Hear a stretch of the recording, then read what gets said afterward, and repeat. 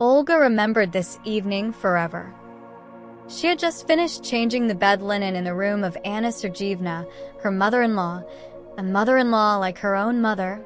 She washed, spoon-fed, massaged, read books out loud. Her husband, Victor, almost never came into his mother's room. "I can't, Olga," he winced. "It's hard to watch. It smells of old age. You yourself." And Olga herself. The door slammed in the hallway. Victor returned, not alone. Olga went out into the corridor, wiping her hands with a towel. Next to standing as Victor was a young, bright brunette in a short fur coat. She looked with disgust at the modest wallpaper of the hallway. "Vitya." Olga froze. "Who is this?" Victor looked determined, but his eyes were running. He clearly drank for courage. "Meet Olga. This is Angela. My beloved woman. Favorite woman." Olga felt everything inside her break apart. "And who am I and you?" Victor nervously shrugged his shoulder. "You, are a good person, but I'm tired. We don't have life, but an infirmary. There's always silence, medicine, these pureed porridges. I'm a man, I'm 40 years old, I want to live. I want a holiday." And Angela, she's a holiday. Angela pouted and hung on Victor's elbow. "Vidyasha, you promise that we'll ask this question straight away, let's decide. It smells like bleach here. I'm allergic." Victor sighed and looked at his wife.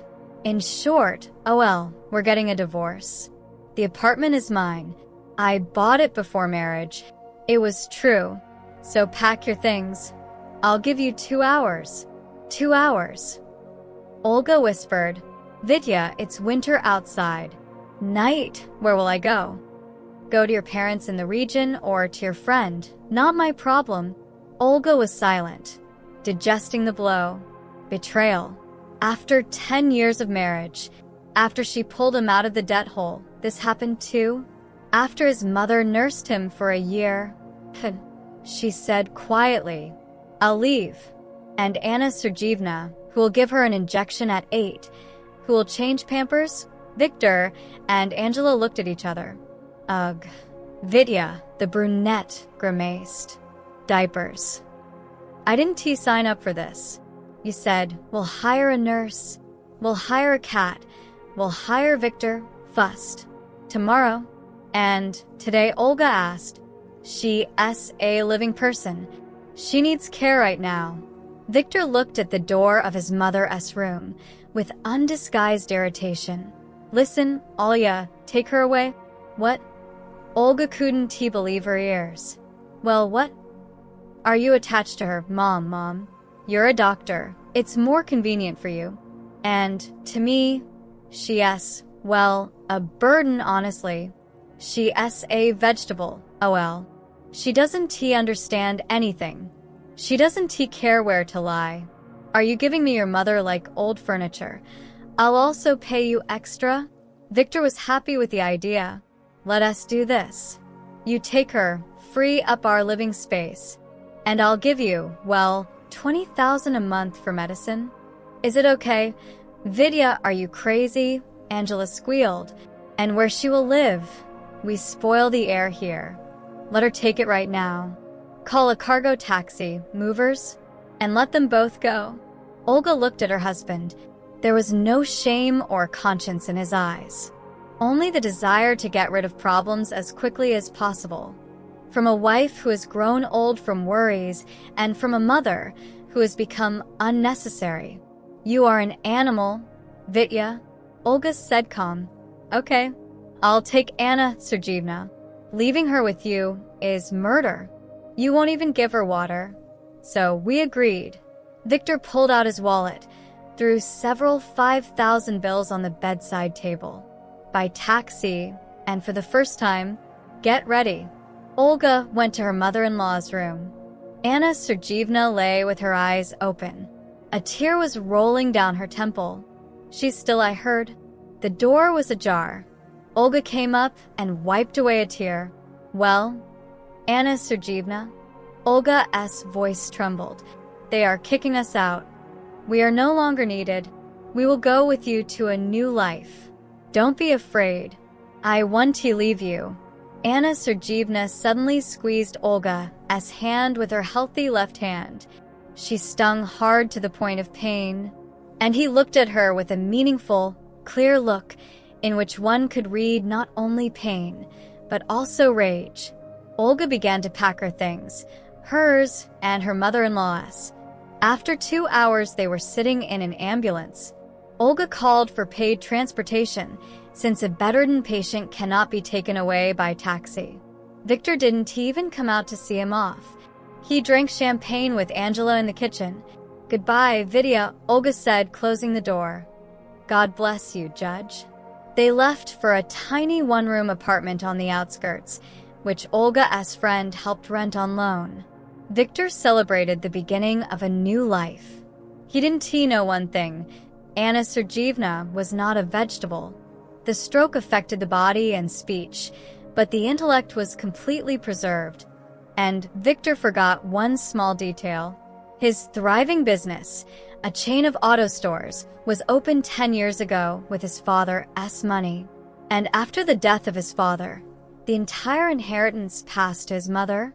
Victor managed the business under the general ruled power of attorney for a period of 3 years. And the term of this power of attorney expired tomorrow. The morning in the new apartment began not with coffee, but with a pain in the back. Olga opened her eyes and looked for several seconds at an unfamiliar ceiling with yellow stains from leaks. She was lying on an air mattress, which a friend had lent, right on the floor.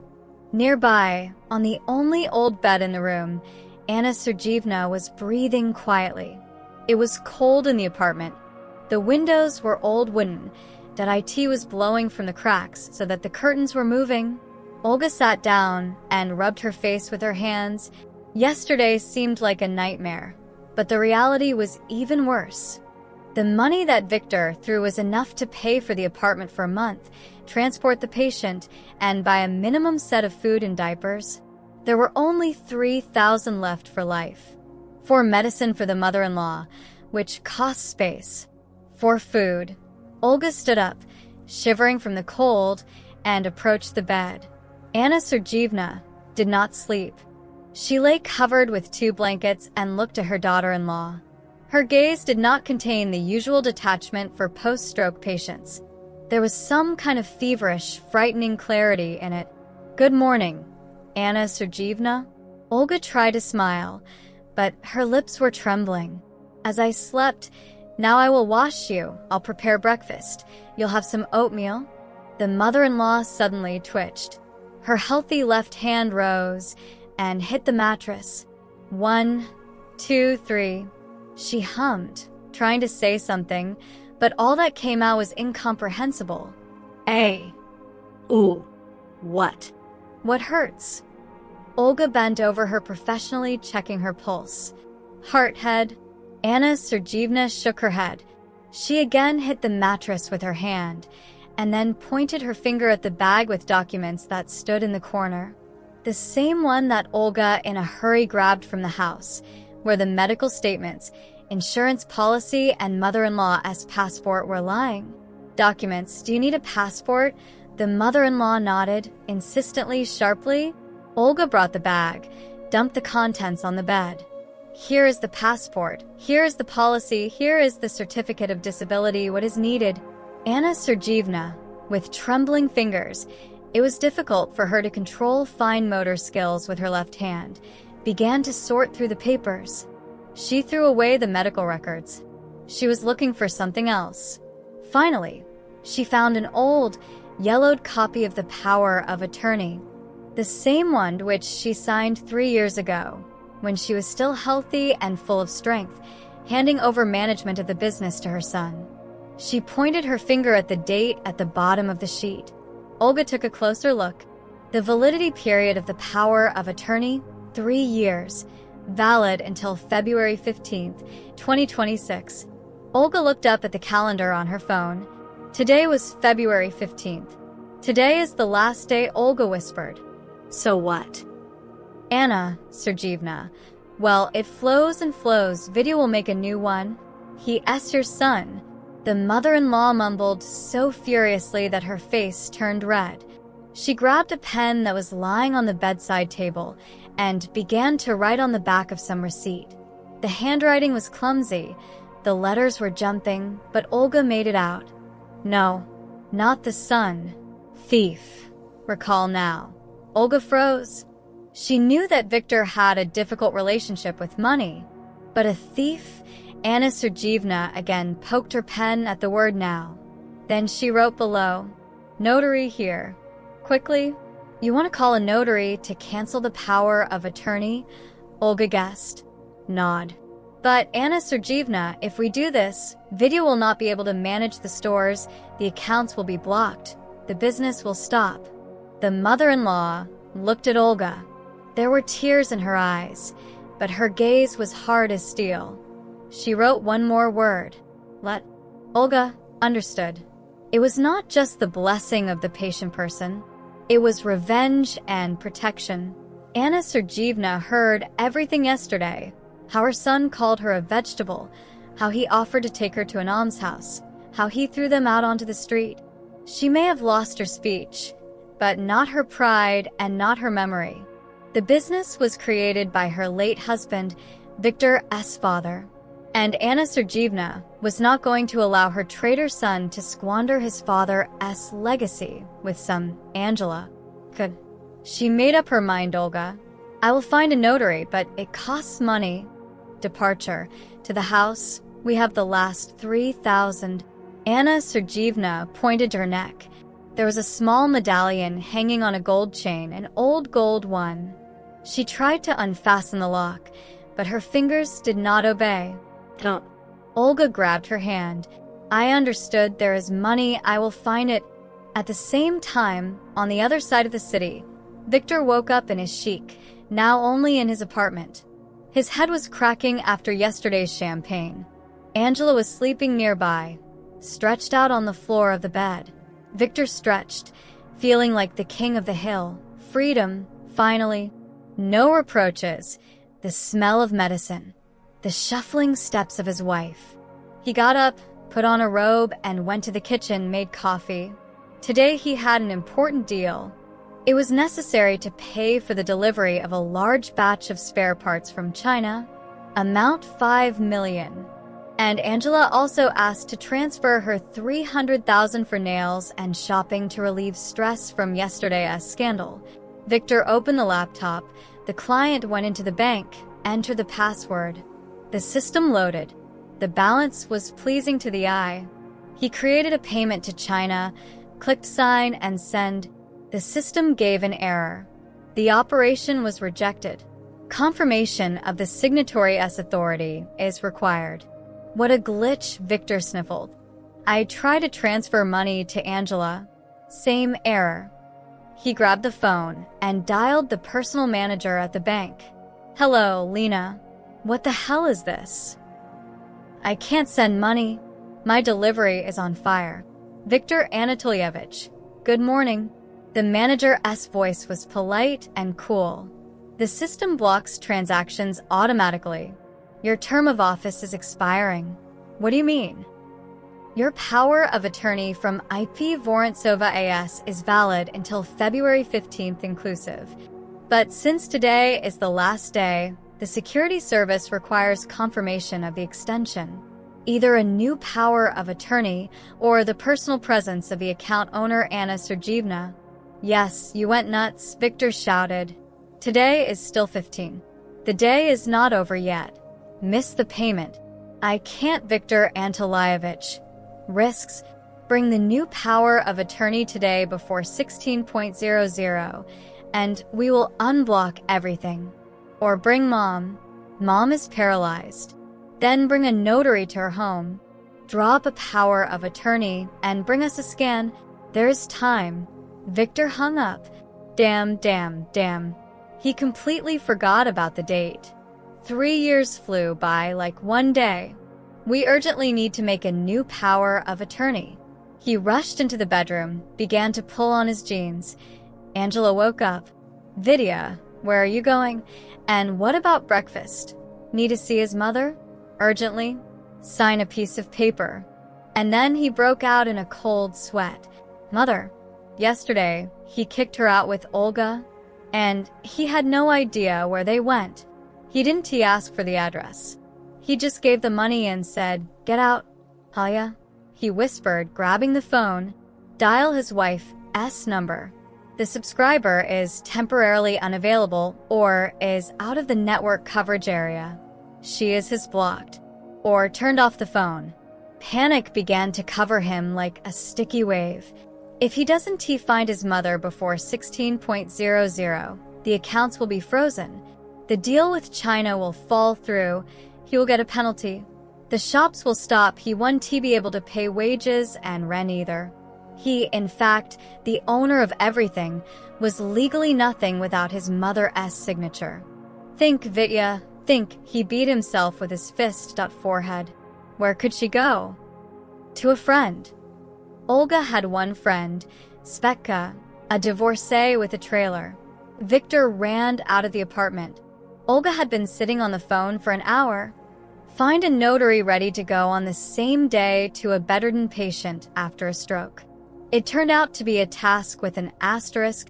The patient's speech was preserved, they asked at the other end of the line. No, but she understands everything. Intellect is preserved. She writes with her left hand. Girl, don't waste your time. Not a single notary will certify a transaction if a person cannot clearly express his will verbally. What if you force her? We want to risk our license. Refusal. More refusal. Olga was in despair. Time passed. It was already 12 noon. Finally, in one office, a woman with an authoritative low voice answered the phone. Notary Romanov is listening. Olga confusedly explained the situation. She said about the stroke, about the betrayal of her son. Without going into details, just a property conflict, about a clear-minded mother-in-law. Writes, say, Romanov asked again. And can she answer questions? Yes, in writing. Okay, I'll be there in an hour. Departure double rate for urgency. 10,000. I only have 3. Olga bit her lip. But Anna Sergeyevna has a gold pendant, an old one. It's expensive. There was a pause. I'm a notary, not a pawn shop, Romanova snapped. Okay, I'll come. I'll look at your grandmother. If she's sane, we'll issue a loan. Write a receipt. If it's a vegetable, I'll turn around and leave, and you'll pay me for a taxi. Address. Victor drove his Land Cruiser through the snowy streets, cutting off buses. He came to Svetka. He pounded on the door for a long time. Svetka opened it, sleepy in her robe. Vidya, what are you forgetting here? Where is Olga? Where is Mother? And I know from what I know that you kicked them out, the asshole. Olga called yesterday, cried, said she rented an apartment somewhere. Where? Address, tell me. I don't know, I have the address. She said on the outskirts. And that's it. She changed the Simca so that you don't get on your nerves. Victor wanted to hit her, but her new suitor appeared behind Sveka's back. The closet is 2.2 meters in size. Problems, uncle? The closet asked in a deep voice. Victor swallowed and backed away. No, he misspoke. He ran out of the entrance. What to do? How to find a person in a metropolis without a phone. He got into the car and began to remember. Taxi. Yesterday, Olga called a cargo taxi or transportation. He saw through the window how a white gazelle with a red cross drove up. A private ambulance. There are few such companies in the city. Victor began to Google the transportation of bedridden patients. He started calling from the first one. Hello. Yesterday evening they took a woman after a stroke. Where did they take her? I'm a son. I lost them. We don't give information to a third party. I'll pay, I'll waive the Mussorgsky lion. He lied. At the 5th company, the dispatcher seemed more accommodating or greedier. For 5,000 transfers to the card, she dictated the address. Victor looked at his watch. 13:30. On time. This is an industrial zone. The other end of the city. Drive about 40 minutes. He hit the gas. Nothing, Mommy, he whispered, squeezing the steering wheel until his knuckles turned white. Now we will meet. You sign everything you need. I'll put a pen in your hand if you can't do it yourself. You're not going anywhere.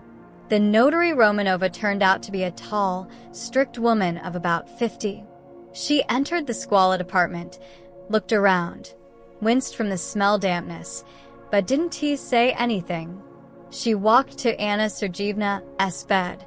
Hello, I'm a notary. Your daughter-in-law said, you want to perform a notarial act. Can you hear me? Blink once if yes. Anna Sergeyevna blinked. Do you understand where you are? Anna Sergeyevna took a pen. Olga gave her a tablet with paper and wrote, rented apartment, son kicked out. Romanova raised her eyebrows. The handwriting was terrible, but readable. Okay, what do you want to do? Anna Sergeyevna wrote one word, pressing the pen hard so that she tore the paper. Cancellation. Cancellation of what? Power of attorney. Victor, that's it. Do you want to cancel all powers of attorney issued in the name of Viktor Vorontsov? Nod. And issue a new one. Nod. To whom? Anna Sergeyevna pointed her hand at Olga, who was standing at the door neither alive nor dead. Romanova looked at Olga, then at the patient. Do you understand the consequences? Are you transferring the right to dispose of all your property and accounts to this person? Anna Sergeyevna wrote, she is my daughter, but he is not. Romanova sighed, took a form out of her briefcase. It's a rare case, but the legal capacity is obvious. The will is expressed clearly. Olga, give me my grandmother's passport. We'll draw up. First, the order to revoke the power of attorney is the most urgent. I'll immediately enter it into the Unified Notary Register, and it will take effect instantly. Banks will see it right away. Olga handed over her passport. Her hands were shaking. Romanova began to fill out the documents. Anna Sergeyevna can sign, even in a squiggle, but with her own hand. The mother-in-law nodded. She was focused like a sapper before demoning. At that moment, they began to break into the apartment door. Not to call, but to break in. The blows were so strong that the flimsy door shook. Olga, open, I know that you there. Victor's roar was heard throughout the entire floor. Olga turned pale. It was him. Anna Sergeyevna twitched, dropping her pen. Fear flashed in her eyes. Calmly, Romanova said, without looking up from her papers. Is the door locked? Yes, lock the bolt. So don't open it. I need 5 more minutes. Olga, he was yelling, Victor. Open, bitch. I'll take the door out now. Mom, can you hear me? Don't sign anything. They are deceiving you. The blows became stronger. The plaster fell. He will knock down the door, Olga whispered. He is mad. Let him knock it out. The notary said coldly. I'm in the act. I have a video recorder recording. He'll go to prison for assault. Anna Sergeyevna, don't be distracted. Here in the register. Signature. Anna Sergeyevna gathering all her will into a fist. Left with her hand, she drew a crooked but clear signature under the document revoking the power of attorney. Romanova immediately took out her tablet, entered the database using the electronic key. Just a second. Sending the data. The server confirmed. That's it.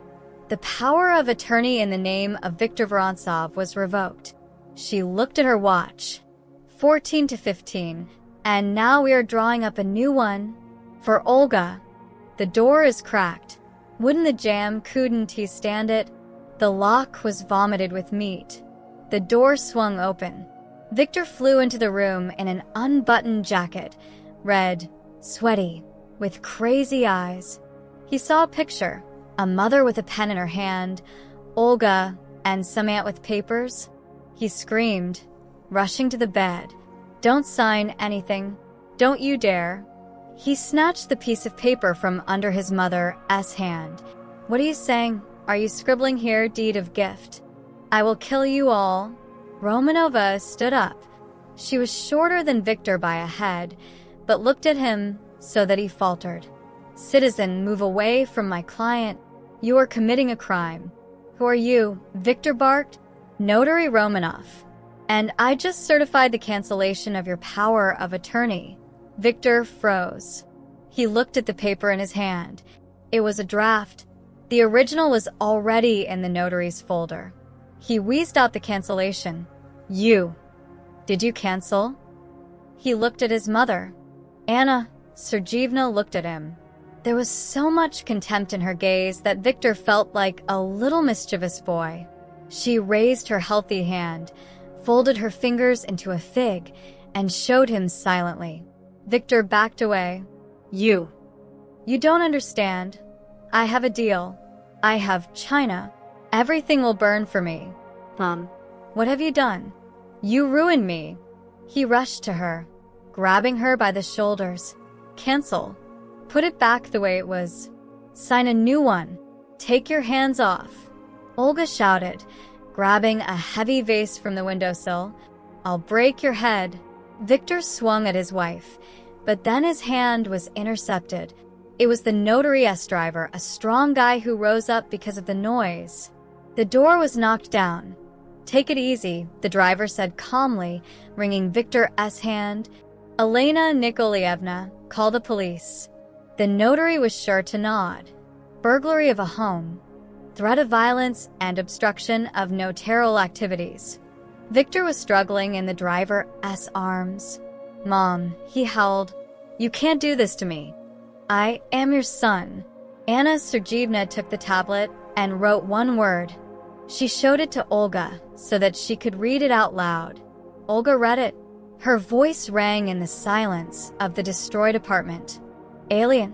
It was Stuffy in the bank branch, or it was Victor who was feeling hot. He stood at the VIP service counter, clutching the edge of the marble tabletop so that his fingers turned white. Elena, look, he hissed at the manager again. This is a mistake. The mother is not herself. They forced her. Elena, a young woman, with impeccable hair and tired eyes, turned the monitor. Victor Anatolievich, I can't do anything. Here is a notification from the Unified Information System of the Notary. Disclaimer regarding the cancellation of the power of attorney number. Certified by the Notary E. Romanova. The time is 14 to 17. Victor looked at his watch. Now it was 15 to 30. At 14 to 15. He knocked down the door in his mother's apartment. So, they managed 2 minutes before his appearance. And what now? Victor's voice trembled. The account is blocked. Not really. The account works, but you don't have access to it. The right to sign has passed to the new authorized representative Olga Petrovna Vorontsova, to the wife. Victor howled so loudly that the guard at the entrance tensed. To his ex-wife, yes, she's nobody. She's a nurse. She's in business like a pig in oranges. These are not questions for me. Elena coldly put away the documents. By the way, the payment to China was canceled. Currency control screwed it up. How is it canceled? Victor's eyes darkened. I have a contract. There are penalties of 20 of the amount. I got $1 million. I sympathize.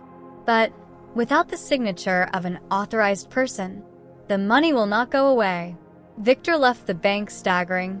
$1 million fine, plus $5 million that he was supposed to send, but now they are stuck. Suppliers will terminate the contract. The store will be left without goods. In a month, a cash gap. In 2 bankruptcy. He took out the phone. 10 missed calls from Angela. Kitty, where's the money? I'm already in the salon. The master is waiting. Vidya, are you ignoring me? If you don't throw it off now, I'll leave. Victor angrily hit the steering wheel of his Land Cruiser. Wait for the bitch, he growled. Now I'll come and explain to you the party's policy. While Victor was fighting with the bank, rapid changes were taking place in the lives of Olga and Anna Sergeyevna. Notary Romanoff, seeing the situation, the broken door, the inadequate son, helped them move to a descent-apart hotel. She didn't take money from Olga. She said, "We'll write it off as a trial. I haven't seen such disgusting for a long time. Then we'll settle when we get access to the accounts." The room was warm and clean. Olga was put to bed by her mother-in-law on a wide bed. "Anna Sergeyevna, how are you? Should I measure the pressure?" The mother-in-law shook her head negative. She looked tired, but satisfied. She beckoned to Olga and motioned for a tablet. With her left hand, she wrote, "Office tomorrow morning." "You, director?" Olga widened her eyes in fear. "I'm going to the office. Anna Sergeyevna, I know how to give injections, not manage stores. There are accounting invoices. I don't understand anything." Anna Sergeyevna grinned. Wryly, with one corner of her lips, but it was a smile. She wrote, Me, the brain. "You, hands, listen to me. The accountant deals with him. Fire him. Accountant, Tamara Ivanovna. She's been working with you for 15 years. Betrayed. I saw the reports. They thought I was a vegetable. And I thought." Olga looked at this woman and was amazed. All these a year, while Anna Sergeyevna was lying prone, Victor brought home folders with documents. He discussed matters loudly on the phone, confident that his mother did not understand anything. And she listened, remembered, analyzed. She knew everything. "Okay," Olga said firmly. "Tomorrow we are going to the office and we will put things in order there." Victor's evening did not go well. He came home angry as hell. Angela, I met him in the hallway, pouting with my arms crossed over my chest. "Why don't you pick up the phone?" I sat in the salon like a fool. I had to pay myself with a credit card. "Do you know what the percentage is?" "Shut up," Victor barked, throwing the keys on the cabinet. Angela was taken aback. "How are you talking to me? How did you deserve it? There is no money. The accounts have been blocked." The old hag's mother revoked the power of attorney, and she handed everything over to Olga. "Olga, this mouse." Angela started laughing. "You're kidding. Vitya, you said that the mother vegetable turned out to be not a vegetable. It turned out that she was pretending." Or Olga talked her into it. "In short, we have problems. Big ones. The contract with China is on fire. I need to intercept about 5 million for a couple of days until I get a new power of attorney." He looked at Angela. "You have savings. You said you sold the car recently." Angela took a step back. Her face instantly became cold and calculating. "No, Vitya, my money is my money. I'm saving it for an apartment." "For what apartment? You live in my apartment." "In yours. And you forgot that it was also registered in the name of your mother." Angela reminded her venomously, "Registration. They want to ask." Uncertainly, he said, "I'm a son. Registered. They don't have the right." "You, yes, and I," Angela squinted. "I'm nobody here. And if Olga comes with the cops." She rushed into the bedroom and started taking out suitcases. "What are you doing?" Victor ran after her. "I'm packing my things. I'm Vitya, a fragile woman. I don't need stress. I'll go to my mother's to live. Until you solve your problems. You're leaving me now when I need support. Support costs money." Angela threw brand clothes bought with Victor's money into her suitcase. "And you don't have them. Resolve the issue with your mother. You'll regain control over your money. Call. Bye. Odios." An hour later, Victor was left alone in an empty apartment. Angela left, even taking the coffee machine. Victor's gift. He sat in the kitchen, drank vodka, and looked into the darkness. His world, so strong and comfortable just yesterday, collapsed in 24 hours. And who is to blame? This is a quiet, submissive Olga, who suddenly showed her teeth. "But wait," Victor whispered. "Will you come to the office tomorrow? Will you come? I'll meet you there, and we'll talk differently." without witnesses. Morning. Automir Company office. The employees were drinking coffee and lazily discussing gossip. Suddenly, the door swung open. Olga came in, not in an old-down jacket, as usual, but in a formal coat with a new hairstyle.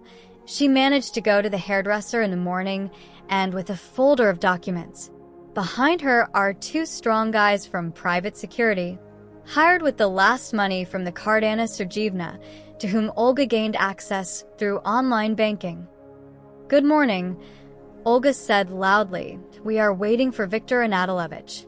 "Viktor Anatolievich will no longer be here." Olga put an order on the table.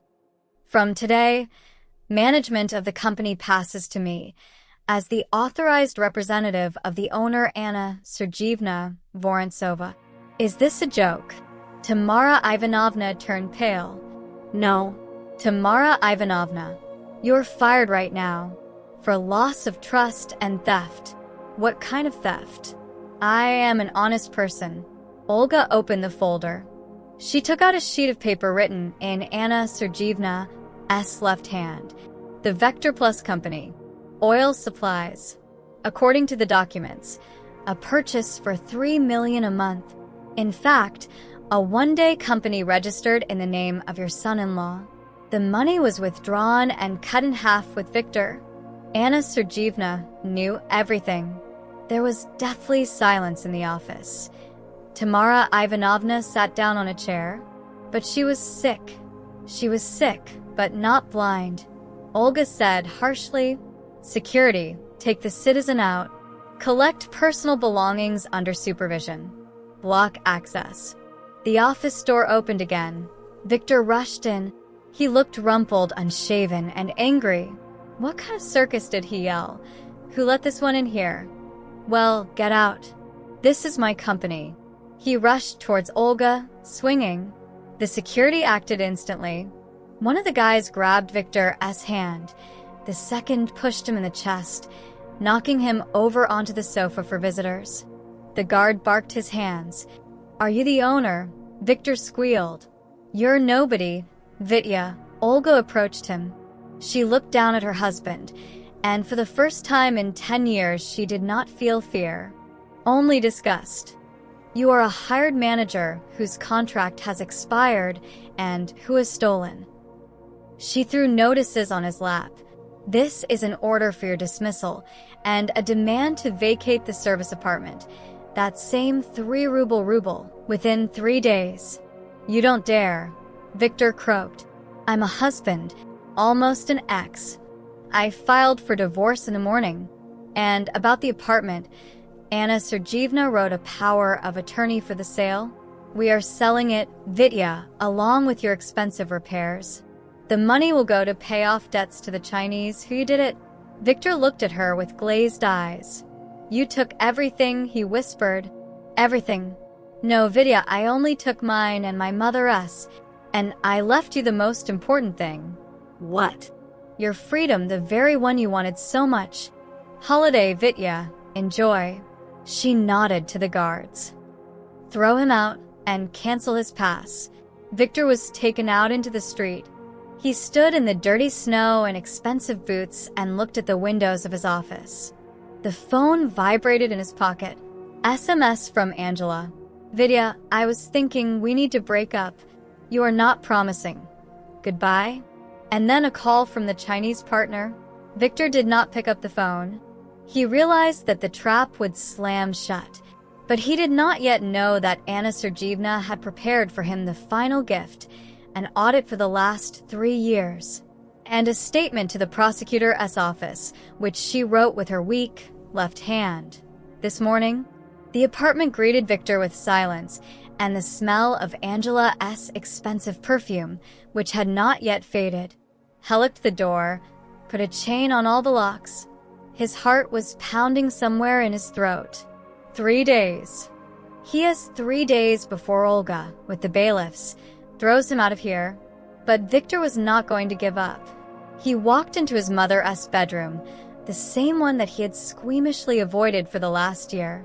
The room smelled of medicine and old age, but Viktor was interested in something else. He pushed aside the heavy oak closet. Behind it in the wall there was a disguised safe. His father installed it 20 years ago. Victor knew the code, the date of birth of his mother. He dialed the numbers. The lock squeaked and clicked. Victor opened the door. Inside were stacks of documents for an apartment, for a country house, for a car, and a velvet box. Victor grabbed it, opened it. An antique diamond necklace and earrings shone on the blue velvet. Family relic. The legacy of the Countess's grandmother, as his father liked to joke. The real cost of this set, 10 million, no less. Here it is, Victor whispered, and his lips stretched out in a crazy smile. Salvation. He could have simply sold them and closed the debt to the Chinese, but the anger at Olga was stronger than the fear of creditors. She humiliated him, kicked him out of the office, deprived him of everything. He didn't just want money, he wanted revenge. A plan matured in his head, vile, cynical, but as it seemed to him, brilliant. Victor dumped the contents of the safe on the floor, scattered papers, overturned the chest of drawers, threw the mattress off the bed. Then he took a kitchen knife and ripped open the upholstery of the chair. The apartment should look as if there had been a search or a robbery here. He carefully put the box of diamonds in the inner pocket of his jacket, then took out the phone and dialed the number. Police, he shouted into the phone, imitating panic. Urgently, I was robbed and kidnapped a person, address. Then he dialed Olga. But what creature? He hissed when she answered the phone. You thought you won. You took your mother, but you didn't forget to take the rest. What are you talking about, Vidya? Olga's voice was calm but wary. About diamonds, about mother's diamonds. They're not in the safe. And only you had the keys. And you were the last one here when you took your mother out. You are delusional. I didn't go to the safe. I don't even know the code. Tell this to the investigator. I just called the police. I am writing a statement that you took advantage of my mother's helpless state and robbed one. Took away valuables worth 10 million rubles. This is a particularly large size, Olga. Up to 10 years in prison. You are a liar. And who will believe you? You are a poor nurse. You have a motive, you have an opportunity. And the mother can't confirm. She asks moaning. And I'll say that she complained to me that you were robbing her. What do you want? Olga's voice trembled. Give me back the company. Sign the waiver of management. And return the power of attorney. Right now. Then I want to proceed with the application. I'll say that I found the loss. I can't. Olga cried. Vidya, this is mean. This is a business, baby. You have an hour. Or prison.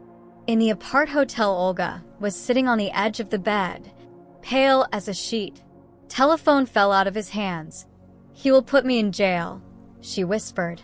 Anna Sergeyevna, he announced the theft of diamonds. He will throw them to me or hide them and say that it was me. Anna Sergeyevna listened. Her face was distorted with anger, but there was no panic.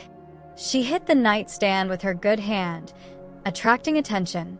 Olga raised her eyes. Her mother-in-law pointed her finger at her tablet. Olga handed him. Anna Sergeyevna began to write. With her left hand, slowly, carefully writing out each letter. Don't cry. Call the lawyer. Let us go there. There. To him. The police are there. He will arrest me. We are going. I know. He is a fool. Olga did not understand what her mother-in-law was up to, but there was no choice. She called the notary Romanova, who became their guardian angel, and asked for the help of a lawyer. Victor's apartment resembled a battlefield. The police squad and the called investigator examined the destroyed room.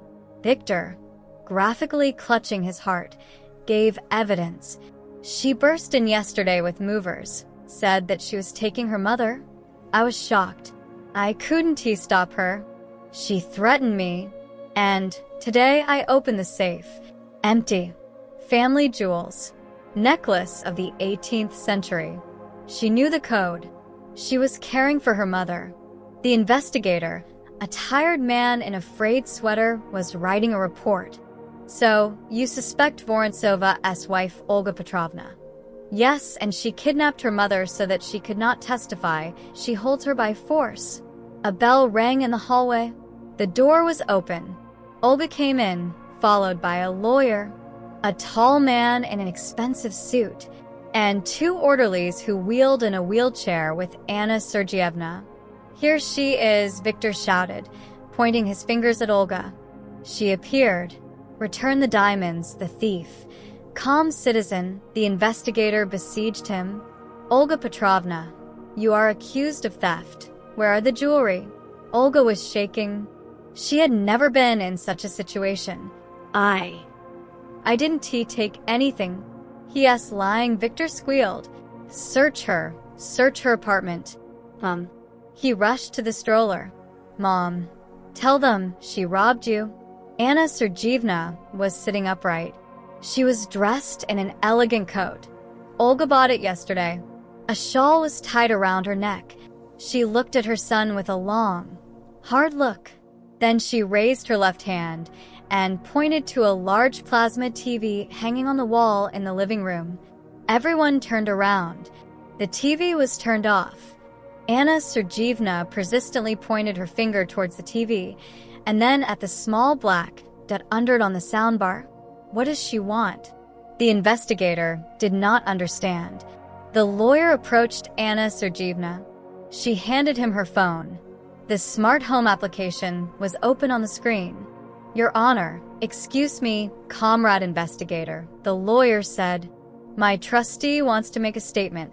Anna Sergeyevna, despite her illness, retained clarity of mind, and she was very prudent. The lawyer pressed a button on the phone screen. The TV turned on. A recording from a CCTV camera appeared on the screen. The camera was hidden. She stood right in Anna Sergeyevna's room, on the bookshelf, disguised as the spine of a book. Victor turned white. Where from? He wheezed. There were no cameras. I checked. You checked the corners, the lawyer said. And Anna Sergeyevna installed a hidden system 6 months ago. When Anna began to suspect that you, Victor, were waiting for her death, she controlled it from the phone. Even with a paralyzed hand, you can press the record button. On the screen in high definition, a scene from an hour ago unfolded. Here Victor enters the room, moves the closet, opens the safe, takes out a box, opens it, admires the diamonds, and then puts the box in his inner jacket pocket. Then he begins to destroy the room, turns over the boxes, rips open the chair with a knife. You can hear him muttering on the recording, I'll put the bitch in jail, rot in prison, and sell the stones to ash it. There was silence in the room. The investigator slowly put down his pen. He looked at the TV, then at Victor. Well, Citizen Vorontsov. The investigator's voice became steely. This is called a knowingly false denunciation. Article 306 of the Criminal Code of the Russian Federation, plus a staged theft. And considering that you tried to accuse an innocent person of a serious crime, the sentence will be real. Victor backed away. This is a montage. This is a deep fake. Pockets to be examined, the investigator said, standing up. Witnesses, attention. The policeman approached Victor. Turn it out. Victor, with trembling hands, he reached into his pocket. He took out a velvet box. I just wanted to hide it so that it wouldn't be stolen. He babbled, losing the remnants of self-control. You are under arrest, the investigator said, fastening the handcuffs on Victor's wrists, for false denunciation. And, by the way, we will check your activities in the company. They also say there are questions with the kidnapping. Olga stood with her hands pressed toe breasts. She couldn't believe that this nightmare was over. She went up to her mother-in-law, knelt down in front, and hugged her. Thank you. Thank you, Mom. Anna Sergeyevna stroked her head with her good hand. Victor was taken out of the apartment. He wriggled, screamed. Mom, am sorry. I'll give it back. I'll give it everything. Don't put me in jail. I have debts. They'll kill me there. Anna Sergeyevna 1T even turned their heads. For her, this man ceased to exist at the moment when he called her a vegetable and kicked her out onto the street. But that was not the end. When the police took Victor away and the investigator was finishing the inventory of the found jewelry, which was immediately handed over to Anna Sergeyevna against signature, two men entered the open door of the apartment. Not the police.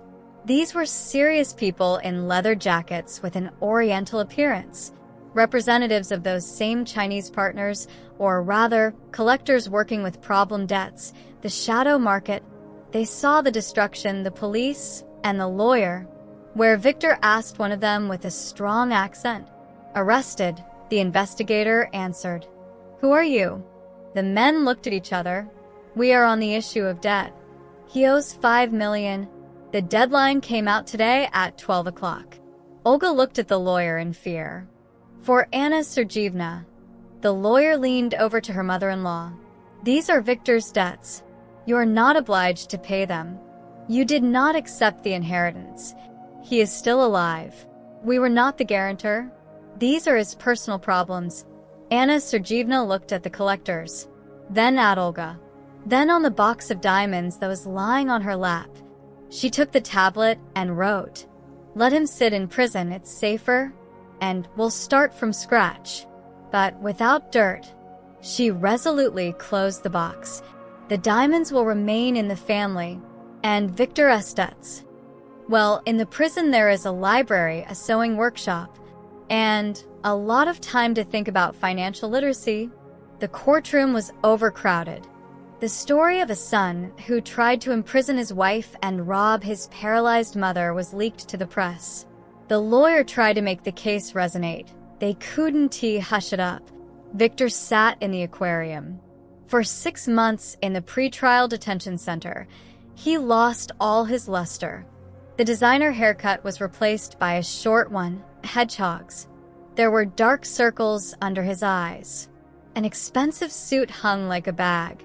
He nervously fiddled with the edge of the bench and constantly looked back at the door. He waited. He hoped. Mother. She is his only chance. The lawyer is free, since Victor has no money left for a paid one, he said directly. If the victim reconciles with you or asks for leniency, they will give it conditionally. If not, Ito cut down the forest. Victor was sure that his mother would forgive. She is a mother. Well, he got excited, but he was mistaken. But she wanted to send her own son to the zone. The door opened. Olga entered the hall. In a strict business suit, confident, beautiful. She didn't even look towards the cage. A lawyer came in after her. And then Victor stood up, clutching the bars of the bars. Anna entered the hall, Sergeyevna, by herself, not in a wheelchair. She leaned on an elegant cane with a silver handle. She walked slowly, limping on her left leg, but she walked on her own. Her back was straight, her head held high. 6 months of intensive rehabilitation in the best private clinic. The company's money now worked for the health of the owner, and not for the wishes of her son's mistresses. They worked a miracle. The hall began to whisper. Mom. Victor exhaled. Mommy, you're walking? Judge knocked with a gavel. The defendant, sit down. The floor is given to the victim, Anna Sergeyevna Vorontsova. Anna Sergeyevna approached the podium. Olga stood nearby, ready to support if necessary. Anna Sergeyevna addressed the judge. You confirm your testimony.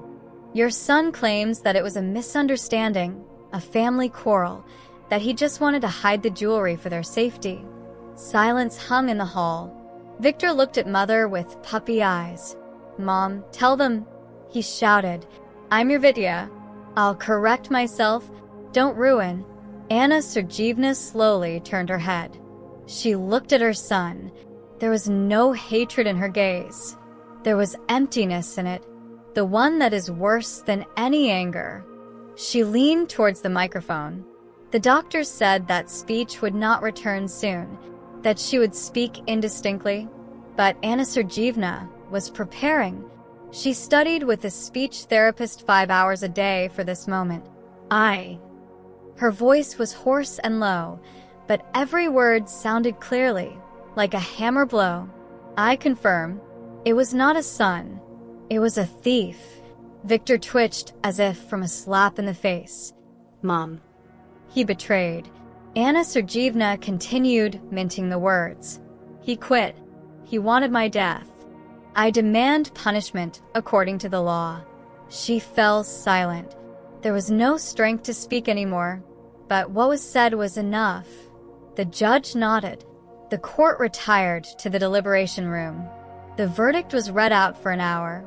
Find Viktor Anatolyevich Vorontsov guilty of committing a crime under Part 3 of Article 306 of the Russian Criminal Code Federation, a deliberately false denunciation with the artificial creation of evidence for the accusation, and Part 4 of Article 158 of the Criminal Code, theft on an especially large scale. Total of 5 years in a general regime colony. When the convoy snapped the handcuffs, Victor screamed, "For what?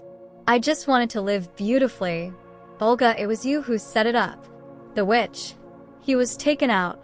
Anna Sergeyevna sank heavily onto the bench. Olga hugged her. "It's all over," Olga whispered.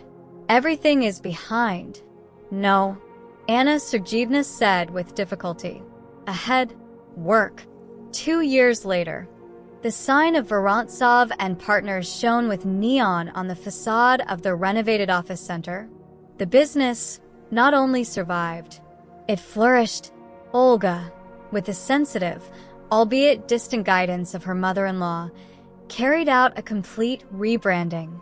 Now these were not just spare parts stores, but a network of service centers with an impeccable reputation. Olga was sitting in the office of the general director. She was looking through the reports. There was a knock on the door. Anna Sergeyevna came in. She hardly ever used a cane, only for long walks. "Olga," she said. Speech was restored almost completely. All that was left was a slight charming hoarseness. A letter arrived. She put an envelope made of thick paper on the table. Return address, correctional colony number. Olga asked from him, without touching the envelope. Yes. Writes that he realized that he works in the library. Asks to send warm socks and money. Says that the Chinese debt, they found it even there. He needs to pay in order to live in peace. Olga looked at her mother-in-law. "What are we going to do?" Anna Sergeyevna went up to the shredder. "We'll send government socks and the money." She inserted the letter into the shredder without opening it. "We need money to open a new branch. And let him learn to earn money. They pay in the library too." She smiled. Tough but fair. "Come on, Olga. We have a meeting." They left the office. 2 strong women whom betrayal made a family stronger than blood relationship. And somewhere far away, in a cold barracks, Victor was darning an old robe and was waiting with hope for a package that would never arrive. His Chinese partners really found him, and now he was working off his debt in the most reliable way, with his own safety, having become a sneaky janitor in a barracks, so as not to be beaten. The holiday that he had so dreamed of was over. Everyday life began. And Angela, they say Angela married the owner of a vegetable shop. He beats her, but she always has fresh tomatoes. To each his own.